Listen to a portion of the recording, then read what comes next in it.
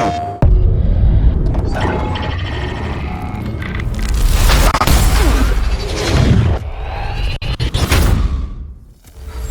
and welcome to a special look at Returnal from Housemarque.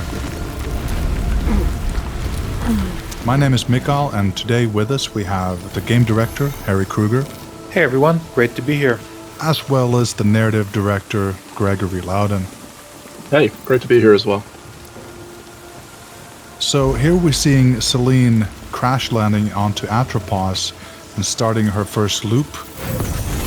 Specifically, we're using footage from a couple of different run-throughs, so there will be some edits through this playthrough.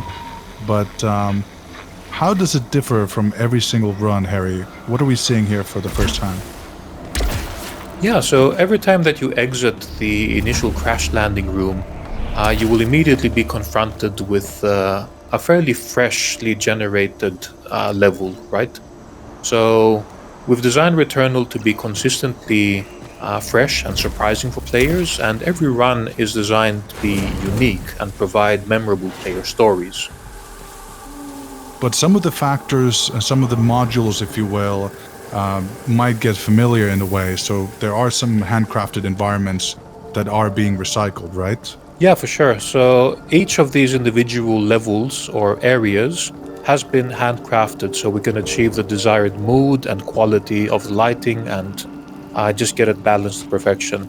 However, how these rooms are interconnected is completely randomized in each run. And even after you familiarize yourself with some of these environments, they will always be populated with unfamiliar content. So we can see some of that unfamiliar content here.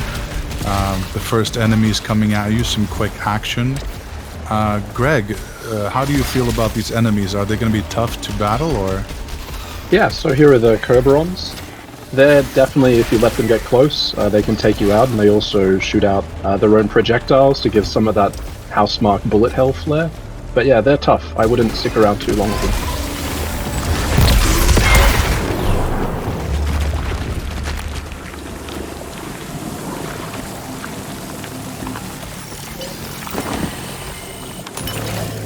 And here you have some sort of a ghost of another Selene. Does that activate something, or...? So basically what you see here is a projection, and this is actually another player who's played Returnal. And at this point you can either choose to scavenge to get a quick gain, or avenge. And if you avenge, get ready for what you're about to see. Is that elite, or is it a boss fight, or...? Correct, it's like a stronger hostile that you need to take down. In this case, it's the Kerberon we saw before, but this one's even stronger and malformed. I wouldn't jump in and try to take this out this early in a cycle, but let's see how it goes.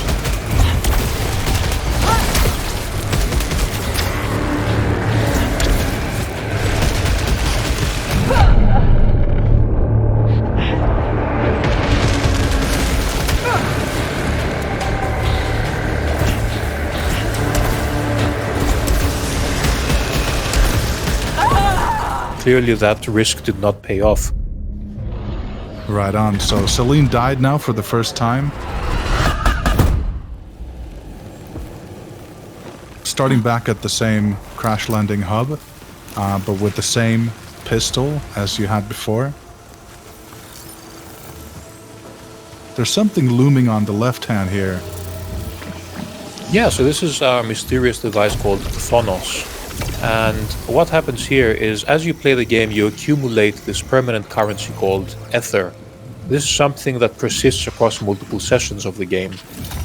When you start each run, you are able to deposit this Ether into this device and accumulate progression towards unlocking new items. So this is one out of the multiple ways that we are unlocking more content for players the more they play the game. And I saw you picked up some sort of a malignant key here as well. Is that for specific doors? Yeah, so keys are used for both doors and for our treasure chests. The malignant ones do carry a bit of that risk and reward again. In that particular case, it was picked up without triggering any malfunctions. So that was that was a gamble that paid off.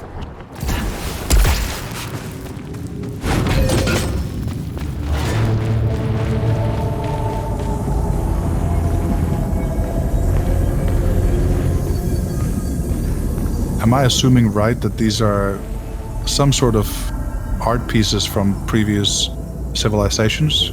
So what you're seeing here are Xeno archives. So these is essentially, in Returnal, we cover the story of Selene, why she comes to Atropos, and what she's trying to achieve. And she's not alone here. There's also been another civilization, and these Xeno archives tell you their story. And these are largely visual storytelling, so it's something that you need to piece together. And I suppose finding a lot of loot from crates is very central to how you play the game. Seems like we have some sort of a malfunction being activated now. Harry, how does this work? Yeah, so now you got a specific malfunction which in this case triggers a corruption of the map system. So you can see there's a lot of artifacts now on the screen, making it hard to discern at a glance where the exits are, which can of course be quite an obstacle in a game that's exploration heavy like Returnal. We do have the menu here, and you do have the weapons that you just discovered, and you can always do a deep dive there to get more narrative backstory. Now I do like the style of the menu, sort of old CRT screen with the visual distortions and everything. For our tech in general, we're inspired by this kind of retro-futuristic aesthetic, so how the future was imagined, 20, 30 years ago. You can see the bottom right-hand corner here as well. The mini-map is being scrambled as well, so that gives you some incentive to get rid of that malfunction. Yeah, and these are completely randomized, by the way. So the malfunction that you will get, and also the condition that will be required to repair that malfunction, are completely randomly chosen. There's hundreds of permutations there as well. What is this? This is like a hidden room? Selene dropped into a treasure room here. This is just one out of many different possibilities for what can happen here. Currently, it seems like we had a choice of a fabricator to pick between two very valuable items. However, sometimes you might get unlucky and you might drop into a hellish encounter with another elite enemy, for instance. So this is, again, one of the many ways we're trying to keep the runs surprising for players. Right, so there's a lot of different types of challenges or surprises you might find in these hidden rooms.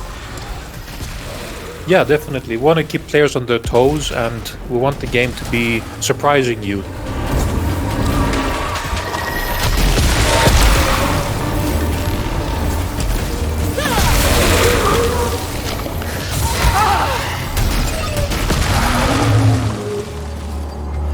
Now, I see this action going on, and there's she's being grabbed by this tentacles from above, but she's also using this sort of a blade weapon. So there's a melee weapon that you can use. I'm guessing that's an unlockable skill with the blade? Correct, yes. So that's one of the many permanent progression abilities that Selene can unlock in the game.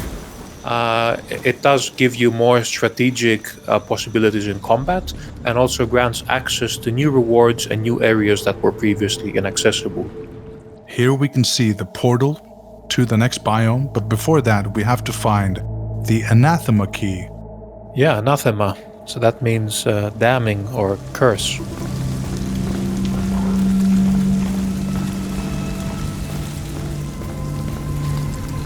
This is the shop area. So here you can use your obolites to buy different things. Greg, can you jump in and tell us a bit more about the options we have? Yeah, so basically you can use the ancient civilization's technology to fabricate items. So it can be things like consumables, which are single-use items. There's also extra pedestals which can give you a health increase, to increase your max health. And there's also a device there that helps interact with the social aspect of the game. So you get to contribute as a community to certain common goals there. And the shops in general seem to be sort of maybe a little bit of this calm in the heat of the storm, where you can just kind of concentrate on how do you want to upgrade your character for this specific run. Yeah, that's something that I'm glad to begin to show here in more of an extended look. You can begin to see the flow of Returnal, that it kind of ebbs and flows between the Housemarque sort of explosive action but also has these more quiet exploratory moments. Yeah, I could see some sort of a red formation about to be spawned into the world. Yeah, so every time that you play through these environments, they will be populated with some unique combinations of enemies. And the difficulty, of course, will vary, just to keep things surprising. In this particular case, there was a lockdown triggered when you entered the room. And there's a central challenge in the middle where there is a slowly spawning large enemy, while separate waves of enemies are continuously spawning on the sides. So this is just one out of many examples of how we keep the combat encounters fresh. The only way to proceed now is to eliminate all of the enemies and the lockdown will be lifted.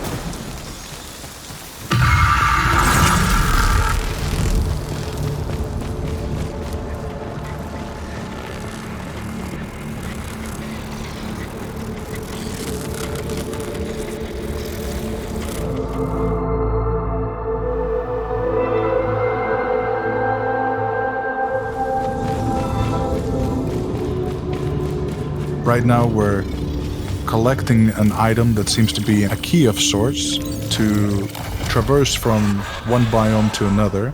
You actually have to get the quote-unquote boss key, and this key will let you eventually enter a boss fight.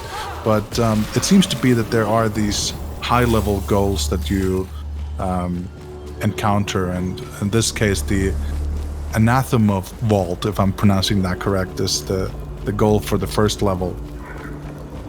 Harry, I have to say that the atmosphere you have here is quite epic, with the searchlights and everything coming at you. What has been the inspiration behind this sort of a deep and dark atmosphere? Yeah, thanks. I think dark sci-fi, of course, has been one of our biggest inspirations, and cosmic horror or Lovecraftian horror, I guess, has informed a lot of our aesthetic decisions and also some of the more philosophical themes we explore in our narrative as well. So here we can see Selene using that Anathema key. The strange energy source is beyond this. It might be tied to White Shadow.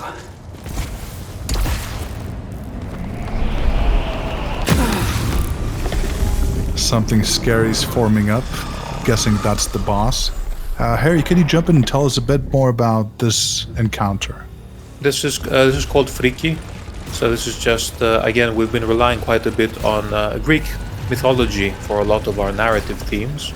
And this is just one cosmic manifestation that plays a role in the story, as you will encounter later as well. And our bosses are designed, of course, to be this culmination of epic battle, these really majestic creatures that really give you a lot of bullet hell and spectacle. So really excited about these encounters and looking forward to seeing how players will respond to these as well.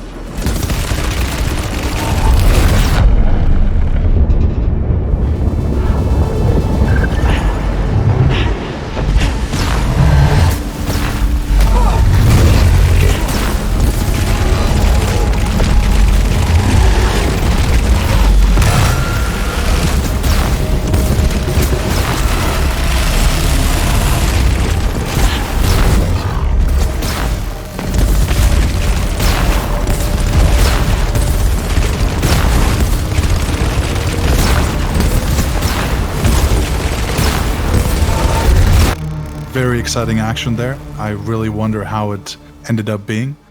But I suppose we'll make our way to the next biome, the Crimson Wastes.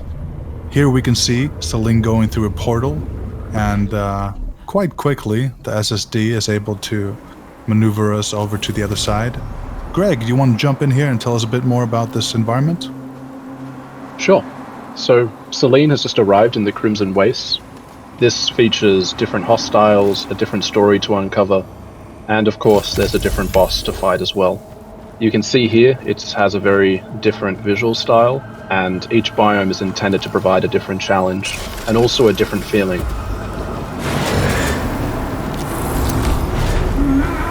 It also does seem a bit more open world-ish. Yes, so it is a lot more open experience. If the Overgrown Ruins is claustrophobic, this is more open and expansive.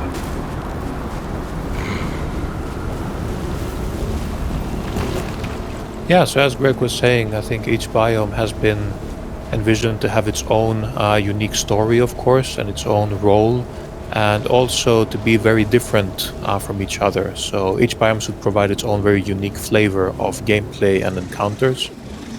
And even the level generation, the roguelike elements manifest differently in each biome as well. So while the Overgrown Ruins are a bit more maze-like, kind of foresty, here there is clearly a more open kind of approach to constructing our level at the beginning, and there is clearly some ascension journey that the players will always need to traverse to reach the top of the mountain here. So each biome offers its own unique flavor. And there seems to be a bit more of these aerial enemies and also that bullet hell wave pattern that you see.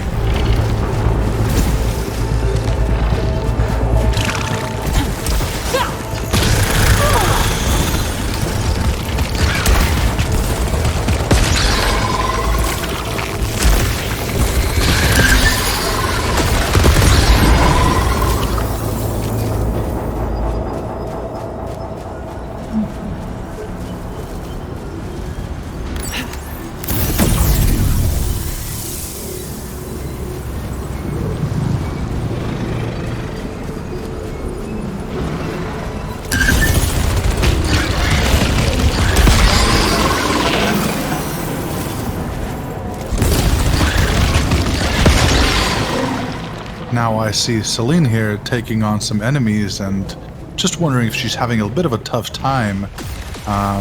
Not saying that everything is going wrong, but just seems a bit more intimidating again. Is she geared up well, or is her level up to par? Yeah, I think it's looking a bit tight. Perhaps here Selene didn't invest that much into increasing the max HP in the Overgrown Ruins. And I think the proficiency level is maybe a couple of levels lower. So it's 5, it's manageable. But normally if you had invested more time to increase this to like 7 or 8, your chances of survival would be a bit higher here. Maybe some more time should have been spent because clearly that run did not pay off. But then again, it's a big part of the game.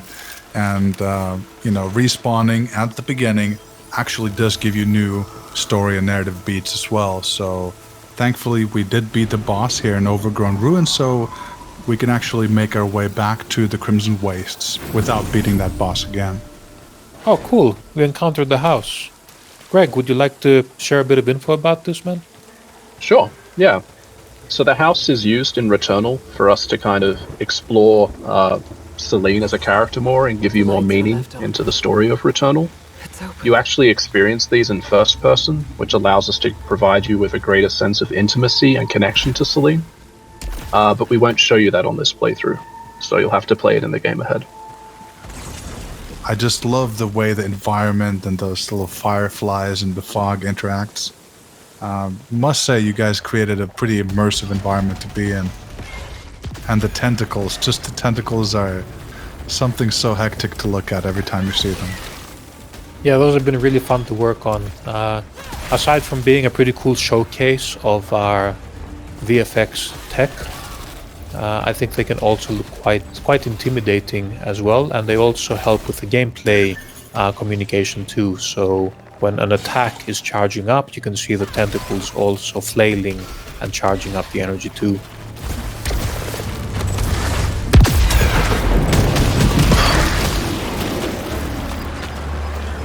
Here we seem to have another ghost. I wonder how this is going to manifest. Previously we saw that elite.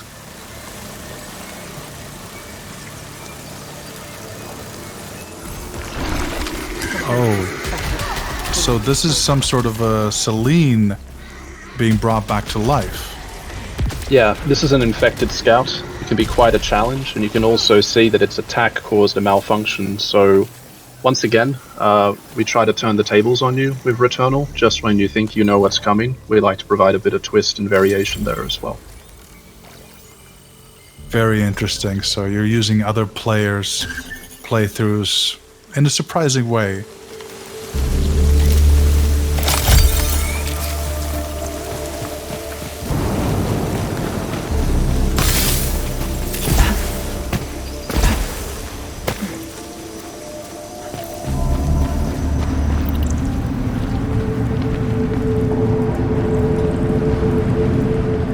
So the Crimson Waste portal is now open again because we unlocked it on a previous run. So you can choose directly to go back to that next biome as well.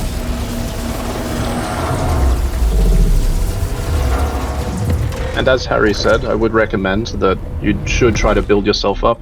Every new biome you go to increases the challenge and the skill requirements, and also deepens your understanding of the story, but still, it is worth building yourself up in the overgrown ruins and proceeding forward each time you play in, from my perspective. Well, that's why you also have some of these upgrades as you enter the new biome, giving you a little leg up. Here we can see some sort of yellow force shield. I think it's a bit new. Yeah, this is another element in our progression that clearly you don't have the means to overcome it yet. And we'll leave that up for players to discover. Well, coming back to the Crimson Waste here, clearly it's a similar setting, but there's some new things to discover. Like you mentioned, the level does change upon every entry.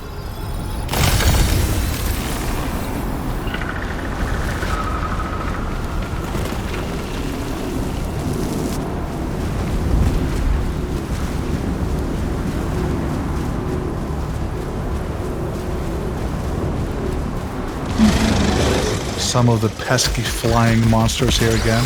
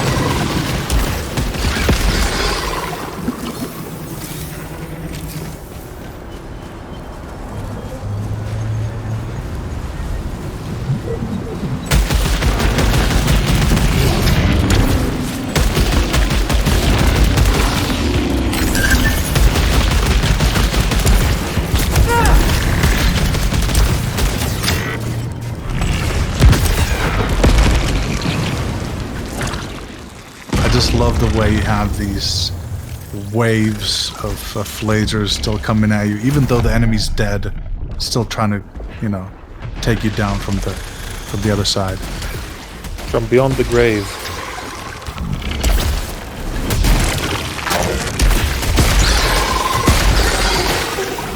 But it's all a part of that bullet hell sort of design philosophy, keeping your character in movement. Making sure you maneuver through all the obstacles, never get too hung up on the situation. So here we have some weapons at proficiency level 5. You can see the different weapon options you have available. And there are a couple different weapon stereotypes. Yeah, so we have 10 weapons total. All of these have their own unique archetypes and unique baseline behaviors. However, you can also upgrade these in each session through these unique modifiers we're calling traits. This leads to some really surprising combinations that can completely change the behaviors of the weapons and force you to adapt to entirely new playstyles and strategies.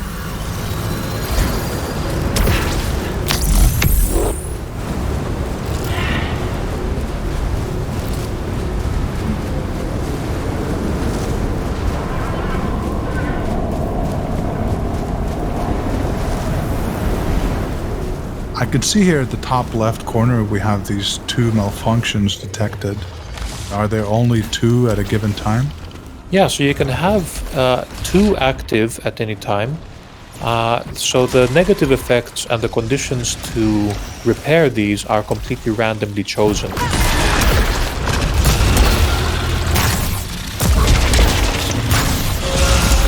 Upon getting a 3rd malfunction, you will get what we call a cascade failure. So in that case, a random item from your inventory is actually broken, and you receive a little bit of damage as well.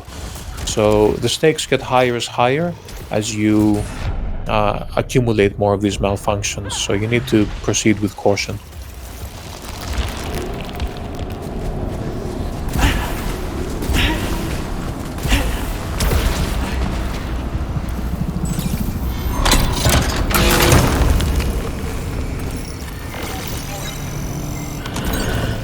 Wound Seekers.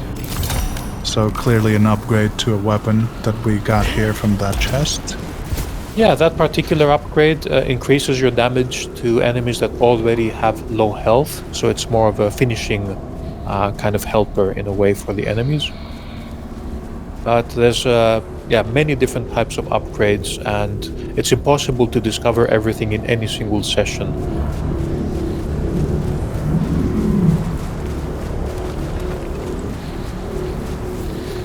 Encountered armored fauna. Shell seems highly durable.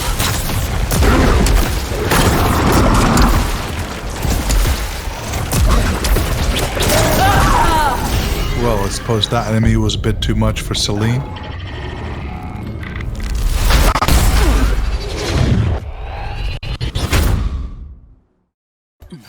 But yet again she starts the whole session again at the crash landing site.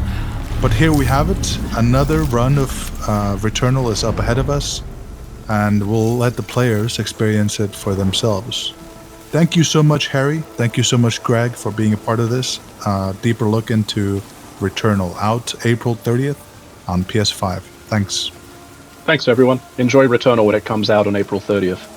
Yeah, thanks for watching, everyone.